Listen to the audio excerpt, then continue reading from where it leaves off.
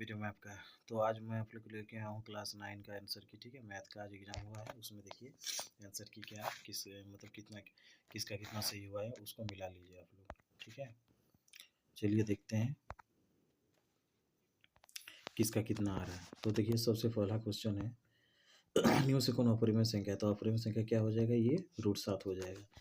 ठीक है, कितना हो जाएगा, √7। फिर हम लोग आगे देखते हैं, ये 2 प्लस 0.12 का पावर में ये है बार, तो इसका कितना हो जाएगा, तो इसका हो जाएगा, इसका वैल्यू हो जाएगा कितना, सी नंबर 4/3, 4/33। ठीक है, फिर हम लोग आगे देखते हैं थर्ड नंबर वाला, वही है 3√3 इंटू √3 के बराबर कितना होगा, तो इसका वैल्यू हो जाएगा कितना, 9 हो जाएगा। ठीक है, कितना हो जाएगा, 9। फिर आगे देखते हैं 8 का पावर 3/4 है, तो इसका वैल्यू कितना हो जाएगा, इसका वैल्यू आप लोग का हो जाएगा कितना, 27 हो जाएगा।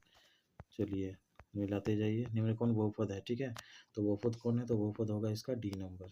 ठीक है, क्या होगा, इसका डी नंबर होगा बहुपद। फिर देखते हैं आगे, x = 0 के लिए बहुपद इतना कि कौन सा मान होगा, तो इसमें आपको लोग का ए नंबर हो जाएगा। चलिए अब 7 नंबर देखते हैं, a + b + c = 0 इतना, तो इसमें से कितना हो जाएगा, इसका वैल्यू भी आपका कितना, 0 ही आ जाएगा इसका। ठीक है, ये नंबर 7 का ये हो जाएगा।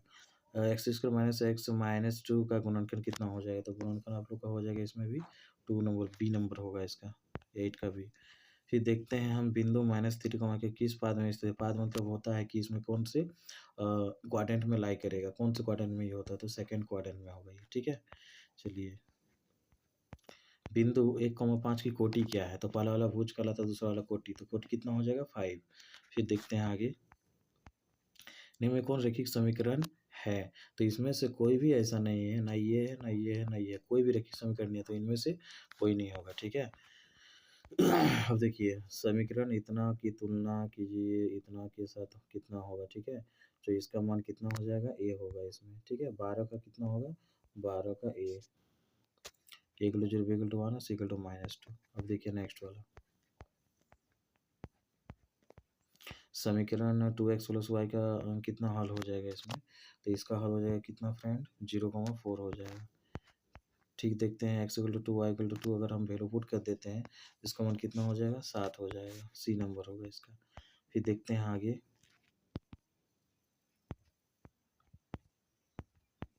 अभी कौन क्वेश्चन हुआ, एक बिंदु की कितनी विमाएँ हो सकती है, तो याद रखना बिंदु की कितनी विमाएँ होगी, वो 0 विमाएँ, क्योंकि बिंदु का कोई विमा नहीं होता है। ठीक है, फिर देखते हैं 85 डिग्री का संपर्क कोण, संपर्क कोण मतलब होता है 180 में माइनस करना होगा, तो 180 में माइनस करने से कितना निकलेगा, 95 डिग्री।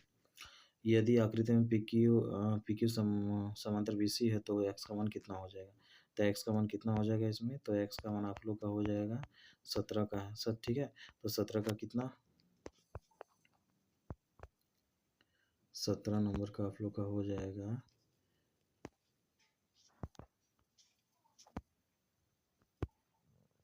ठीक है।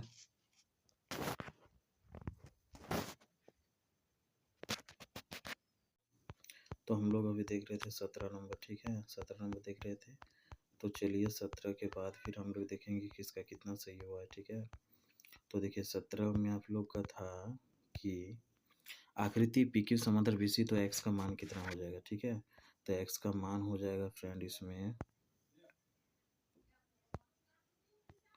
आप लोग का x का मान कितना हो जाएगा इसमें, 17 नंबर था ना, तो x का मान कितना हो जाएगा, 68 डिग्री हो जाएगा, कितना, 68 डिग्री। फिर देखते हैं 18 नंबर की क्वेश्चन, PQ में कौन Q = कौन R, तो PQ इतना है। ठीक है, 18 का डायरेक्ट हम बता देता हूँ ताकि तुम लोग ताकि आप लोग को याद रहेगा। ठीक है, डायरेक्ट होगा 18 का C हो जाएगा। उसके बाद हम लोग देखते हैं 19 का आप लोग का कितना हो जाएगा, 19 का भी C हो जाएगा। ठीक है, और चलिए देखते हैं 20 का, तो 20 का आप लोग का कितना हो जाएगा, 20 का आप लोग का SAS होगा, कौन नियम से, SAS नियम से। फिर हम लोग देखते हैं निम्न कौन त्रिभुज की कौसटी नहीं है, मतलब त्रिभुज का नियम जो नहीं है। ठीक है, तो आप लोग का डी हो जाएगा इसमें, ऐसे नहीं होता है। तो 22 नंबर देखेंगे हम लोग, त्रिभुज ABC में इतना है, तो BC का संगत भाग कितना हो जाएगा, तो BC का संगत भाग क्या हो जाएगा, EF हो जाएगा। एक समचतुर्भुज में कोण होते हैं, सम्मुख होते हैं कोण, बराबर होते हैं सम्मुख कोण, ठीक है?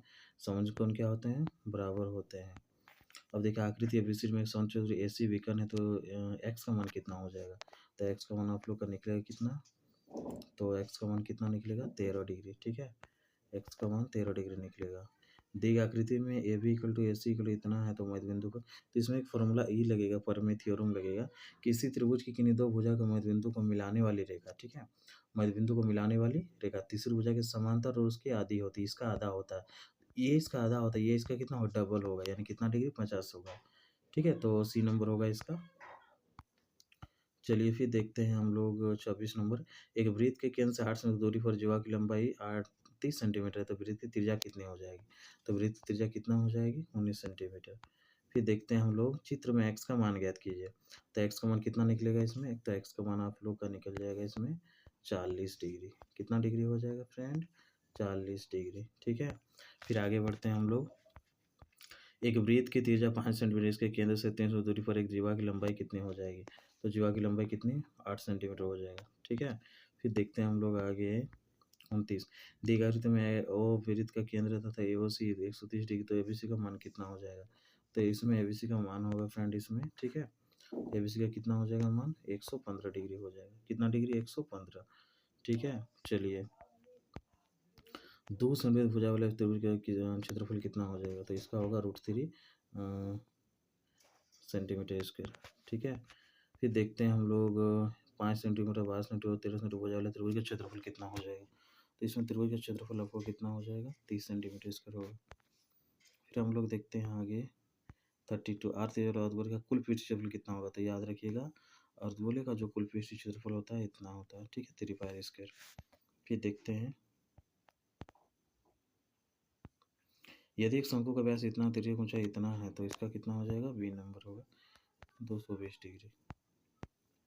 यदि किसी गोले की त्रिज्या दोगुनी हो जाए तो उसका आयतन कितना गुना हो जाएगा? तो उसका आयतन 8 गुना हो जाएगा, 8 गुना। फिर देखते हैं हम लोग, एक अर्धगोले गुब्बारे में हवा भरने पर इसकी त्रिज्या इतना से 12 सेंटीमीटर हो जाती है, तो दोनों गुब्बारे का आयतन दोनों स्थिति में कितना हो जाएगा परसेंटेज उसका? 1:4। वर्ग अंतराल 140 से 150 वर्ग चिन्ह कितना हो जाएगा? तो अगर हम वर्ग चिन्ह इसका निकालते हैं तो 145 निकलेगा। फिर देखते हैं, दंडारेख में दंडों के निर्माण में किसका महत्व होता है? तो इन दोनों का महत्व होता है, ठीक है? दंडों की लंबाई का, दंडों की चौड़ाई का। सी नंबर होगा इसका। आज चित्र खींचने के लिए वरंदर को कैसा होना चाहिए? तो याद रखना, आज चित्र खींचने वरंदर को क्या होना चाहिए? अतिव्यापी, यानी नॉन ओवरलैपिंग होगा। क्या आंसर होगा इसका इंग्लिश से? Non overlapping. फिर हम लोग देखते हैं, लास्ट क्वेश्चन है शायद, सॉरी और एक है। आज चित्र में आयतों की चौड़ाई क्या कहलाती है? तो आयतों की चौड़ाई आप लोग का हो जाएगा, क्या कहलाता है? वर्ग अंतराल कहलाता है, ठीक है? फिर देखते हैं हम लोग आगे, बारंबार बहुभुज बनाने के लिए चित्र के मूल बिंदु को मिलाया जाता है, तो किससे मिलाया जाता है? याद रखिएगा, आयत के ऊपरी मध्य बिंदु को मिलाया जाता है। ए नंबर सही होगा। उम्मीद करते हैं आप लोग का सभी ज़्यादा से मैक्सिमम मार्क्स आए, ठीक है? और जो स्पॉन्सर नए हैं चैनल पर, तो वो चैनल को सब्सक्राइब कर दीजिएगा, क्योंकि मैं इसमें वीडियो बनाऊंगा, मैथ का एकदम शुरू से वीडियो बनाएंगे, ठीक है? तो आप लोग अगर सब्सक्राइब करके रखते हैं तो आप लोग मैथ से रिलेटेड हेल्प हो सकेगा आप लोग का, इंग्लिश से, फिर साइंस से भी मैं बनाऊंगा, ठीक है? तो आप लोग सब्सक्राइब करके रखिए, ठीक है? ताकि आपको वीडियो आप तक पहुँचे। वीडियो देखने के लिए धन्यवाद, और इसको ज़्यादा से ज़्यादा दोस्तों में शेयर कीजिए, ताकि उन लोग का कितना मार्क्स आया है पता चलेगा। धन्यवाद।